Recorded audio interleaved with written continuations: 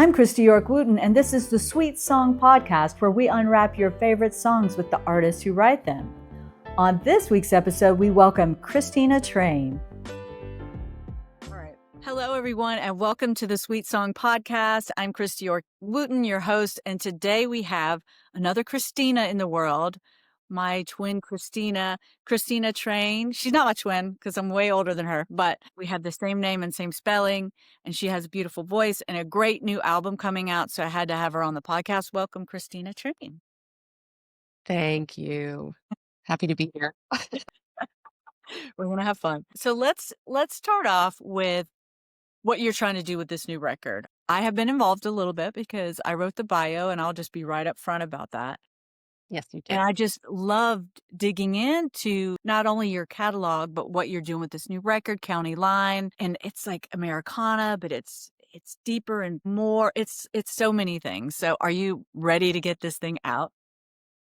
Yes, I'm definitely ready for it to come out, because there's that lag time, like from the time, usually in most cases, there's, you record the album, you've got your songs and you record the album, then it's, in post-production. And then there's like this little kind of like in between time where you're like, okay, all right, come on, let's go. So I think it's nice to sit in that though, because for me, it gives me a minute to just like appreciate what we've done, dig back into the songs for the live show. And yeah, I can't wait for it to be available to everyone. So I know you've been releasing singles, but which is the song you're most excited? If people don't know who you are, what are you most excited for them to hear from you first? I think from like a personal level, I'd like to go home now. I grew up in Savannah, Georgia, and it references kind of that longing to go back to where you're from. Sometimes it's kind of no longer there. It's just a time and place that you wish you could sort of relive. But it's a really sweet song, and I think it just kind of has a lot of my identity wrapped into it. So I think it's personal and lovely, and that's always kind of nice to share with people. Aw, I love that. So I know that you've been getting some attention for your cover of the Cher song, Believe. And you told me the story about that song before, but tell us about maybe the first time you heard that song and, what it's meant to you over the years. Well, when we heard that song, it was like, just everybody was just flipped out by it because, the auto-tune thing, or the, voice corrector, pitch corrector was kind of a dirty little secret before then. And nobody, maybe there are hints of it existing, but nobody really wanted to, say, yes, that's used. And she just came out full bore and was like, oh, actually, I'm going to use it to my advantage. And it was just so powerful and cool. And of course, like, Cher is just that on her own, but for some reason, kind of claiming that sound in the track made it even more powerful, and more bold and brave. So the song was just this anthem, and like it's just always, there are a few songs like through the years that just will not get out of my head, and that was one of them. And like I'll be just randomly somewhere and just like start singing it, and I was like, all right, I gotta like exercise this from my body somehow. And I always thought it was a beautiful song. Like if you listen to it lyrically, it's actually very tender. And so I thought, oh my gosh, here's Cher just telling us all like, come on, like we are it, we can do this, do not take anything from anybody. And then I just thought, oh God, there's like a flip side to the coin. Like what if you're not so sure about it, because it asks the question, do you believe? And so it's like, there's just like a real tenderness and vulnerability to it that I thought, oh yeah, I guess I could do that pretty well. Well, and not only lyrically, yeah, not only lyrically, but like musically, you kind of flipped it on its head because, as you said, it's kind of like an auto-tune club anthem. I mean, it's not house music, but it's definitely got that 120 beat, something to it. And you stripped it down so that I think people do kind of rethink the words if they're hearing it for the first time. And with your voice, it sounds like you are beckoning and asking. And I think it's going to sink in when people hear just what a beautiful job you did with that. Yeah. And, tell us about some of your favorite women singers, though. I mean, was Cher one, or is it more the song that you were attracted to with that? Yeah, Cher is definitely I have an obsession with Cher. I've always have, like, since I was little. They were like the repeats of her show, the Sonny and Cher show, and then when I got a little older, there was, the films, like Moonstruck is still to this day one of my all-time favorites. I'll revisit that a handful of times every year. She's, like, just unbelievable and so inspiring, and just everything that she's seen, done, and accomplished in her life is just amazing, and she's funny, and she's smart, and just so incredibly talented, and her voice is just beautiful, because it's her own. So I love Cher, and I absolutely love, like Dusty Springfield. I love Carmen McRae. I love Ella. I love Nina. I love Joni, other singers. I love Dolly. I love Patsy Cline. I love, there are so many who I just can't get enough of. I feel like I just want to gobble them all up. All iconic and all one-word names, except for you mentioned Carmen McRae, and I don't know if Yeah. you've heard her versions of Stevie Wonder songs, which are so good. Yes. My gosh, she's just Yeah. incredible. All of those voices are amazing, so thank you for shouting those out. Let's talk about you in the industry, because I know you've collaborated with people, you've been on bills with a wide variety of people. I mean, your industry story is really cool. You got your first record out at Blue Note, right? And then you've done late night shows, you've done it all. So tell us a little bit, like, some of your highlights of fun things that happened along the way. The highlight reel. Well, I started in music. It was like when everything just started to change, and it's just been in flux. And so I have like one foot in the past, one foot in the future. And it's just been a very interesting ride for me, very informative. And it's kept me on my toes for sure. But I toured for about 3 years with Herbie Hancock, and we were in Italy. And I had never been to Italy before. And we went to Milan, and I thought, I know what I'm going to do with my per diem. I'm going shopping. And so I got this pair of absolutely beautiful heels. I was like, okay, these are really cooking. And so I wore them to our show. When we flew to Spain, and I wore them to our show in Spain, and I just thought, okay, I was feeling like, okay, this is really cool. I'm really cool. Look at these shoes. And we were up, our dressing room was on the third floor, stage was on the first. And all the guys, when we got the call for stage, went down the stairs. And I was like, well, I'm not walking down the stairs in these, spare these shoes and spare my feet. So I decided to take the elevator, and it stopped. It got stuck. And I was like, oh, the vanity of it Yourself all. with the shoes on. Yeah. And so I'm sitting there, and everyone was gone. It was completely quiet because there's nobody on the second floor really. And that's where it's, and I was, of course, like, well, what the heck am I going to do? And they had just remodeled. So the intercom system in the elevator wasn't working. So I was just pounding on the door, like, help, help, ayúdame. And like all of a sudden, because for some reason, although the intercom system wasn't working, the show was playing in the elevator. So I'm sitting there like, oh my gosh, I'm hearing it getting closer and closer to when I'm supposed to, come on. And like literally having like a panic attack. I'm like, oh my God, I'm going to miss the show. And so I hear Herbie go, and, please welcome to the stage, Kristina Train. And then I'm like, I'm in the elevator, and then it was funny because he was like, oh, the guys came and looked for me, and I was like, I'm stuck. And so he was like, well, apparently Christina's stuck in the elevator.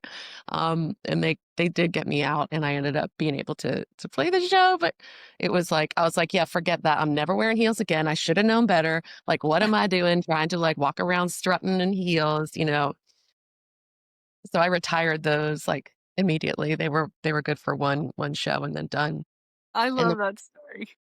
and then we flew. It doesn't really end there because we flew to Germany after that, and Herbie got stuck in a porta potty. So we constantly go back and forth saying elevator, porta potty. Which one Which is is more worse? embarrassing? I don't know. That's so funny. Oh, I love Yeah. that story. Well, let's talk about, some other big names too, because getting back to the album, there's a theme going too, Waylon Jennings, Chris Christopherson, Willie Nelson, there's Yeah. songs that have been part of their repertoire as well. So how did you decide kind of to go down that route of thinking about doing those songs? Well, for me, it was like I always like to think about who, like, I learn from and, who the teachers are. And they are for sure on many levels. They just leave such a big impression and such a wide scope of not only talent, but their integrity, what they stood for. I just love those guys so much. And I have always admired their songwriting. And so I loved those songs a lot. I remember listening to them when I was a kid. So they have, like memories stored for me. And I thought, if I'm going to sing about, a lot of County Line is like the story of sort of, like where I came from. It's a little bit autobiographical, and then just kind of pulling in songs that also fit with that, and are reinterpreted to kind of like, not just from an autobiographical standpoint, but like, showing, oh, this is really what is important to me. This is what's meaningful in my life. And so that's why I kind of wanted to revisit that kind of canon of outlaw country songs and bring those into the fold. Yeah. And they're not the obvious choices either necessarily from can you talk a little bit about each of the songs? Because they're not necessarily the first song that would come to mind when you think of any of those artists, right? Yeah, yeah. So I guess, yeah, they're a little bit more deep cuts, but the Waylon Jennings song, Tulsa, Don't Let the Sun Go Down on You in Tulsa, is something I love because it was like, I just remember when I heard it, I was thinking, gosh, look at this guy, look at this man. He's like standing up for this girl. This is cool. I really like that. And it was like a little bit not what I was used to because I grew up in a house and a family of like strong women and a lot of it was women centric. My mom raised me and I had, she was one of 7 kids, 4 girls, 3 boys. And the women were just so tight and they were all just like this like kind of wall of protection. And so I was like, that's so funny that this man is taking up for this woman when I just always would picture my mom and my aunts, like anytime that song came on, I'd be like, oh, that's my mom and my aunt singing, that's what they'll do. And so I was like, just thinking about different songs. And because of that, that always made kind of a big impact on me. So I was like, why don't I do that? But like sing it as a woman, just being like, don't mess with my girls. It's kind of cool. It's empowering. Just as an aside to talk about Willie a little bit. The Outlaw Music Festival was here a few weeks ago, and it was Willie and Bob Dylan, and then, like, Turnpike Troubadours. I'd never heard of them before. They Yeah. were so good. Oh my Yeah. gosh. But anyway, we did get to see Willie, so that was very special to me to see him. I don't think I'd ever seen him before. Have you seen him many times, or you played with him? Yeah. Yes, I did play with him there's a cancer benefit concert that happens annually. It's the TJ Martell Foundation. And we played together in New York City when I was like 20, 23 or so. And still one of the highlights I can remember. And then he and Bob Dylan used to do like the minor league baseball stadium tour. And so it was like the Savannah Cardinals or the Savannah Sandnats at that point. Now they're like the Savannah Bananas. Yeah. So I saw them about 2 times around there, and then I think I saw them like at a fish show once when I was like into fish. What did you play with Willie when you played with him at the cancer benefit? Well, we both did our own little set, and then at the end we sang a finale. We sang like where like the whole Aw. group comes in. Yeah. I can't remember what it was though. And you were playing instruments or just singing? I sang and played violin. Yeah. Yeah. Oh, that's awesome. That is Yeah. really cool. All right. Well, let's talk about I want to kind of talk about music's role right now. I know that you'll probably do some shows supporting this record and things you'll have coming up, but do you notice anything about audiences kind of just really relishing things right now? At least that's what I'm seeing when I go to shows and people just needing that musical outlet for whatever reason. Yeah, I think what I've noticed is we need it more maybe than we realize right now. And I think that there's this gravitation toward people wanting connection and community, something that they can hold on to, feel is real, believe in, I guess, a sense of acceptance, a sense of love. And I think that the live show is a big, big part of where that can be found. But I do feel like a sense of there's something shifting and people are moving, kind of reaching more toward that. Yeah, I think we're all bombarded. Everything is very, very loud. So I think when people go into a room together, when everything is just so overwhelming, quiet can become its own power. And I think that's what we're experiencing right now. And I think it's actually very moving and dare I say, healing. And, I do feel a sense of that. I think like when people get in a big room and they're really into something, there's like this sense of quiet. There's a sense of, just being in the moment and recognizing where you are and the people around you. And that's like, I don't know, like it doesn't happen that often these days. So hopefully there's a return to that. Is there a song that anything in the world that you wish you'd written? Oh my gosh. Yeah, a lot. A lot. But yeah, I guess let me see the things that, man, not to be trite, I would say yesterday. I mean, that's just something that has always, I don't know. I remember like when I first heard that song, I was just like, what the heck? How does somebody do that? I think God only knows where I'd be without you. Uh maybe a couple Bobby Gentry songs, so mysterious, so enigmatic, and then definitely Christopherson, who was such a beautiful, poignant lyricist, Willie. But yeah, I guess those two kind of stick out in my mind. Interesting. I've never heard anyone say yesterday. I think God only knows Beach Boys, of course, becoming universally this like the best Yeah, melody of all time or the best melody of the 20th century or whatever you want to call it. used Not to that the be Beatles top aren't lineman. always yeah, yeah. Not that the Beatles aren't always in that category too, but I think yesterday was, for the longest time, I believe, if I'm not getting this wrong, it was the most covered song for decades. I Yeah, think probably lost that now, but I don't know there's a way to measure covers now as much as there used to be, but it's nice to hear it shouted out because if you think about just how simple and didn't it come to McCartney in a dream? I mean, I don't know how he says that about a lot of songs, but yeah, it I still mean, stands I'd like to do some dreaming like that. up. I know. If you could just drink a green tea that would give you McCartney drink. That's what I was going for. Backfired. We just have 2 more questions. So one is, I wanna know if you can just tell me a little bit about the making of the record and people who played with you and the production and making of the record. Yeah. You So had some of it and then bringing those back. yeah, it happened. I'd like to kind of say that it happened on accident, on purpose, though. Like it was supposed to happen. And a lot of my past albums, well, actually, all of them have been a labor of, like take one step after the other, or just like, it was just much more, it took a lot more effort, a lot more push, And this really felt like it just unfolded so easily and naturally, which is something I'm so grateful for because I'd never experienced that. And so it was such a beautiful thing to kind of be surprised and think, I see what we're doing here. We're making an album. We're actually making an album, you guys. So it's like, it was just really, really special to me. And I had gone I had gone to LA to record on a compilation album for an organization that we were going to do a benefit for.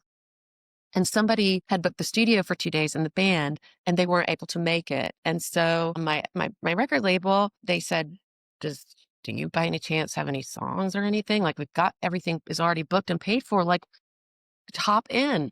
And I was like, yeah, sure, let's try some stuff out. And it was just really fun, very childlike. But it's like just that kind of playtime thing, instead of going into it thinking like, oh, we're planning an album. This is what we have to, like get the checklist out. It was just kind of like off the cuff and free.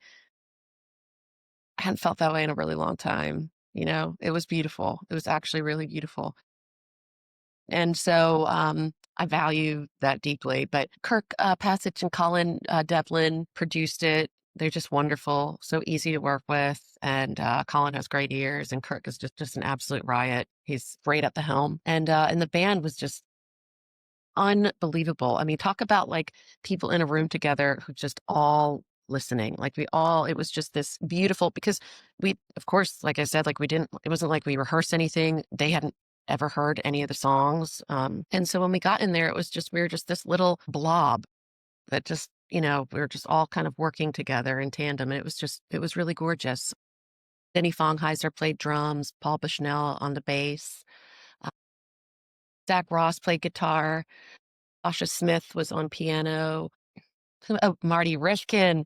was on pedal steel and dobro, and it was just it was so easy and so enjoyable, and it felt like, we were just like I said, like, it felt like we were all connected. It felt like we were a band. I don't know why I'm a solo artist. Like, I never, ever, ever wanted to be a solo artist because I'm, like, an only child, so all I've ever wanted was to be in a band. Like, I wanted, like, more family, brothers and sisters. And so, there are these little occasions that I've had with different people along the way that have felt like that, and this was one for sure. Yeah.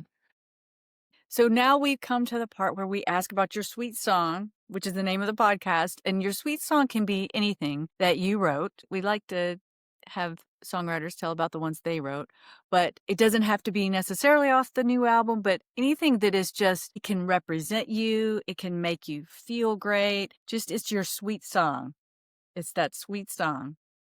My sweet song, I think my sweet song is on this album, and it is the title track. It's County Line. It can be whatever anyone wants it to be, but for me, my parents split when I was still a baby, and so I never actually saw them together, like in love. And my dad, was kind of out of the picture, so I didn't ever really see them together, period. And so I was always curious as a child. What was that like? What did the two people who made me? What was that? What was that? And how did I get here? All those little like child questions that I guess maybe I still have as an adult. But anyway, I never really got a chance to figure that out. I kind of reconnected with my dad a few years ago during COVID, and then he ended up passing away. So I never really got to hear his story, his like side of the story. And my mom, like, I'll try to kind of like go there, but she's just like, yeah, that was in the past and I'm living in the present, So I decided, maybe there are some things that we'll just never have answers to, obviously. And that's one that I'm just kind of never gonna really know. It was just maybe theirs and that's for them. So I just decided I would write an adventure story for them. So County Line is like kind of my imagined, made up, hit the road, wild and free, young version of my parents. Um, just living kind of a little bit recklessly and just in the moment and being in love. And so I think that's really sweet that I was able to kind of turn it into something for myself, I guess. Thank you. So tell us about when the album's coming out, any shows you have, anything you want to plug. This is your plug zone right here. My plugs them. Okay. The album comes out September 19th. And then in the fall, we're going to be hitting the road and doing kind of like a full blown tour. We'll do like Southeast and then the Northeast corridor. And then we are trying, fingers crossed, to get over to the UK. Did spend some time there. So it'll be nice to see people over there as well. But doing a lot in Nashville, staying busy. And yeah, just happy for the album to come out. We've got vinyl too, which is cool. First time any of my albums have been on vinyl. So I'm very excited about it. That's cool. Will it be with the same players that played on the record or different? When I play at the West Coast, it will be. Okay. But yeah, obviously Nashville's just rife with amazing musicians. Yeah. So we got a great little band happening. When are you coming to Georgia? Do you know? Not yet. I think I might, hometown, go back and do the Savannah Music Festival. So we'll probably do something like, I used to play Eddie's Attic and all that kind of stuff. You got to do that. You got to have an Atlanta show. Okay. Thank you so much for joining us on the Sweet Song Podcast, Kristina Train. Everybody go get her album, County Line. Thank you for having me. Out September 19th. And we are twins.